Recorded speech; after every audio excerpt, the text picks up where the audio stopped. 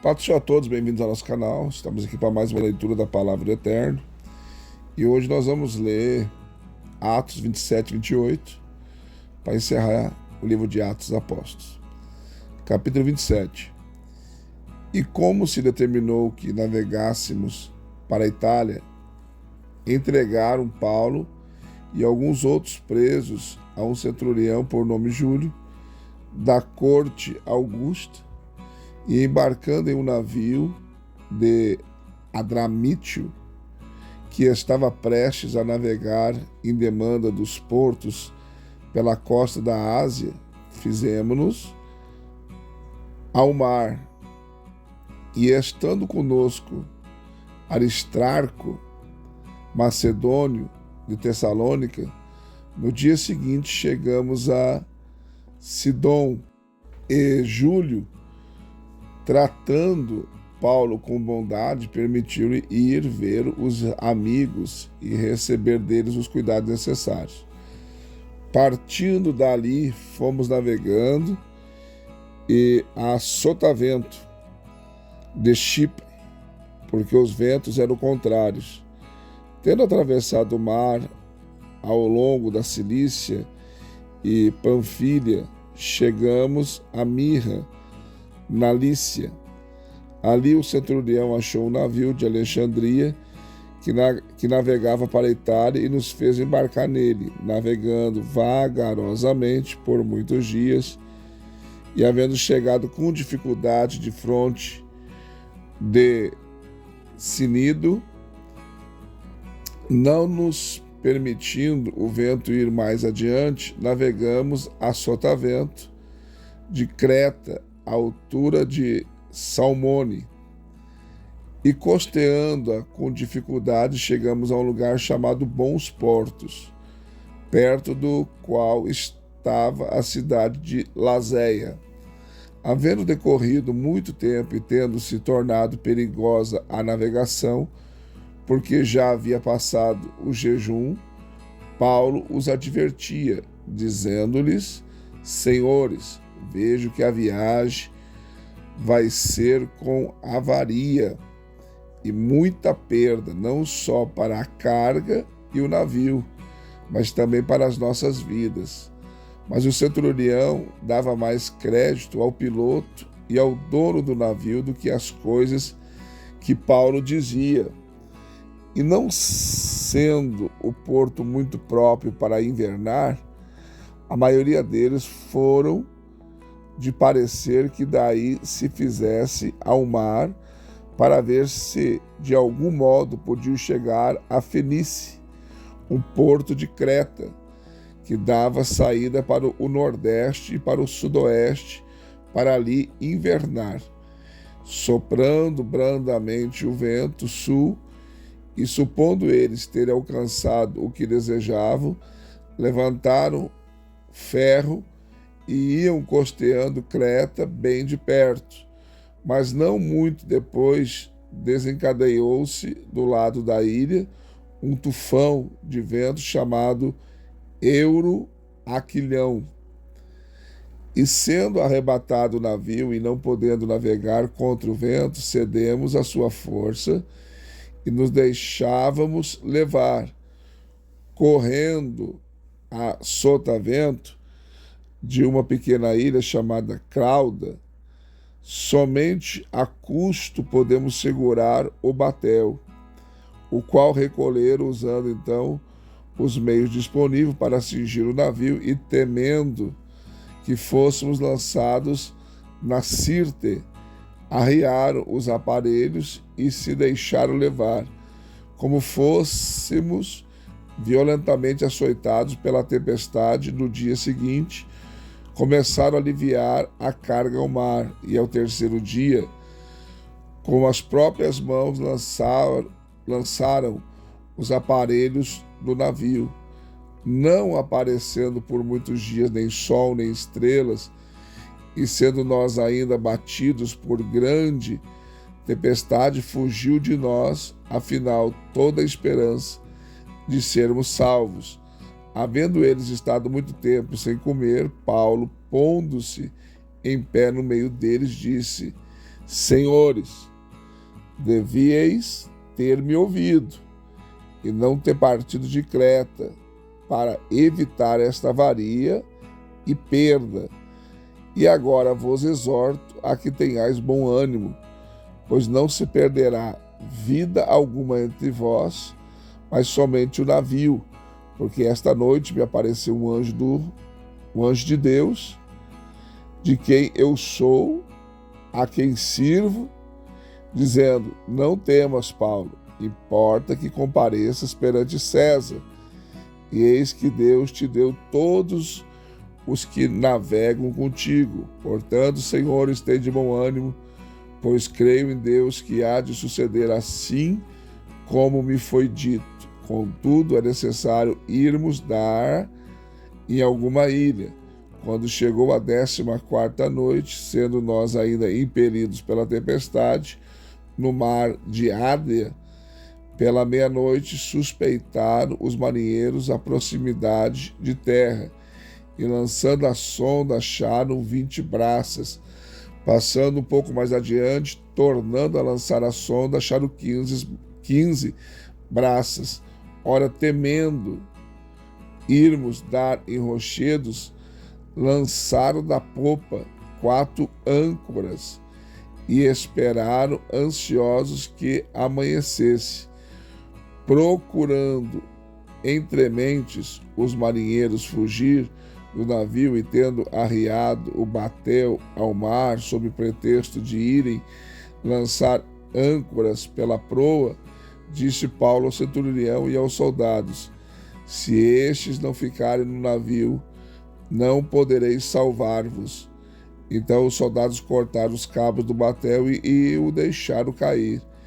Enquanto amanhecia, Paulo rogava a todos que comessem alguma coisa, dizendo: é já hoje o 14º dia que esperais e permaneceis em jejum, não havendo provado coisa alguma. Rogo-vos, portanto, que comais alguma coisa, porque disso depende a vossa segurança, porque nenhum cabelo cairá da cabeça de qualquer um de vós. Havendo dito isso, tomou o pão, deu graças a Deus na presença de todos e, partindo, começou a comer. Então todos cobraram ânimo e se puseram também a comer. Éramos ao todo no navio 276 almas. Depois de saciados com a comida, começaram a aliviar o navio, alijando o trigo no mar. Quando amanheceu, não reconheciam a terra.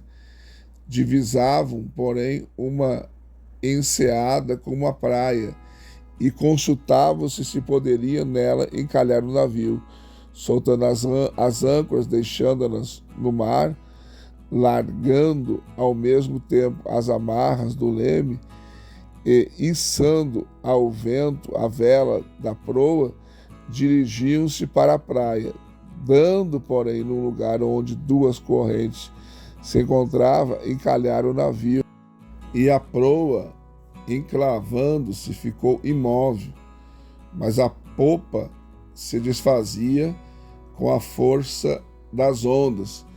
Então o parecer dos soldados era que matasse os presos para que nenhum deles fugisse, escapando a nado. Mas o centurião, querendo salvar a Paulo, estorvou-lhes este intento e mandou que os que pudessem nadar fossem os primeiros a lançar-se ao mar e alcançar a terra, e os que demais se salvasse, uns em tábuas e outros em qualquer destroços do navio. Assim chegaram todos à terra salvos. Capítulo 28. E estando já salvos, soubemos então que a ilha se chamava Malta. Os indígenas usaram conosco de não pouca humanidade, pois acenderam uma fogueira e nos recolheram a todos por causa da chuva que caía e por causa do frio.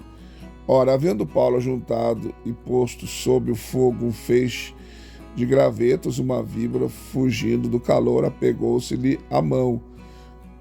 Quando os indígenas viram o réptil pendente da mão dele, diziam uns aos outros: certamente este homem é homicida, pois embora salvo do mar, a justiça não o deixa viver. Mas ele, sacudindo o réptil no fogo, não sofreu mal nenhum. Eles, porém, esperavam que Paulo viesse a inchar ou cair morto de repente. Mas tendo esperado muito tempo e vendo que nada de anormal lhe sucedia, mudaram de parecer e diziam que era um deus. Ora, nos arredores daquele lugar havia umas terras que pertencia a um homem principal da ilha, por nome Públio, o qual nos recebeu e hospedou bondosamente por 3 dias. E aconteceu estar de cama, enfermo de febre e disenteria. O pai de Públio, Paulo, foi visitá-lo e, havendo orado, impôs-lhe as mãos e o curou.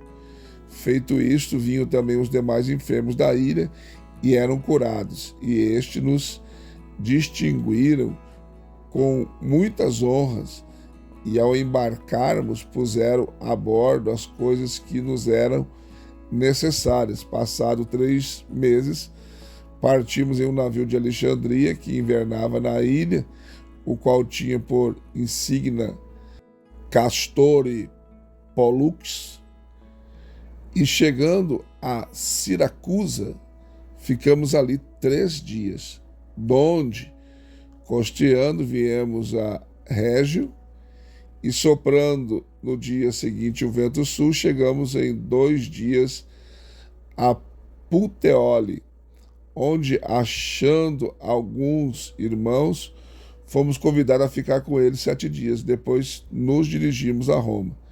Ora, os irmãos de lá, havendo recebido notícias nossas, vieram ao nosso encontro até a praça de Ápio e a 3 vendas, e Paulo, quando os viu, deu graças a Deus e cobrou ânimo. Quando chegamos a Roma, o centurião entregou os presos ao general do exército, mas a Paulo se lhe permitiu morar à parte com o soldado que o guardava.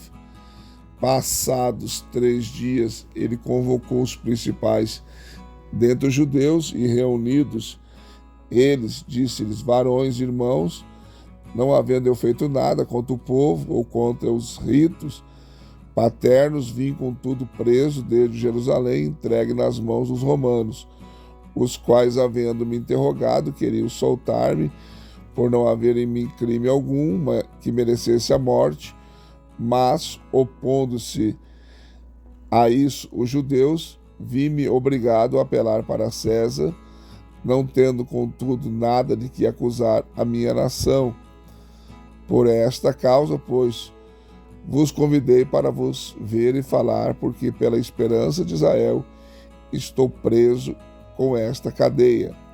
Mas eles lhe disseram: nem recebemos da Judéia cartas a teu respeito, nem veio aqui irmão algum que contasse ou dissesse mal de ti. No entanto, bem quiséramos ouvir de ti o que pensas, porque quanto a esta seita, notório nos é que em toda parte é impugnada. Havendo-lhes eles marcado um dia, muitos foram ter com ele a sua morada, aos quais desde a manhã até a noite explicava com bom testemunho o reino de Deus e procurava persuadi-los acerca de Jesus, tanto pela lei de Moisés como pelos profetas. Uns criam nas suas palavras, mas outros a rejeitavam. Estando discordes entre si, retiraram-se. Havendo Paulo dito esta palavra, bem falou o Espírito Santo aos vossos pais pelo profeta Isaías, dizendo: vai a este povo e dize: ouvindo ouvireis, e de maneira nenhuma entendereis, e vendo vereis, e de maneira nenhuma percebereis, porque o coração deste povo se endureceu, e com os ouvidos ouviram tardamente, e fecharam os olhos, para que não vejam com os olhos, nem ouçam com os ouvidos, nem entendam com o coração, nem se convertam, e eu os cure. Seja-vos, pois notório que esta salvação de Deus é enviada aos gentios, e eles ouvirão. E havendo ele dito isto, partiram os judeus, tendo entre si grande contenda, e morou 2 anos inteiros na casa que alugara e recebia a todos os que o visitavam, pregando o reino de Deus e ensinando as coisas concernentes ao Senhor Jesus Cristo, com toda a liberdade, sem impedimento algum. Mais uma leitura concluída, graças a Deus. Deixe seu like, seu comentário. É muito importante para nós. Se não for inscrito no canal, se inscreva e venha fazer parte da nossa família. Também quero convidar você a ser membro do canal. Temos 3 opções: bronze, prata e ouro. Qualquer uma delas que você escolher estará nos ajudando. No final do vídeo tem o nosso QR Code, onde você pode escanear e fazer a sua oferta Pix de qualquer valor.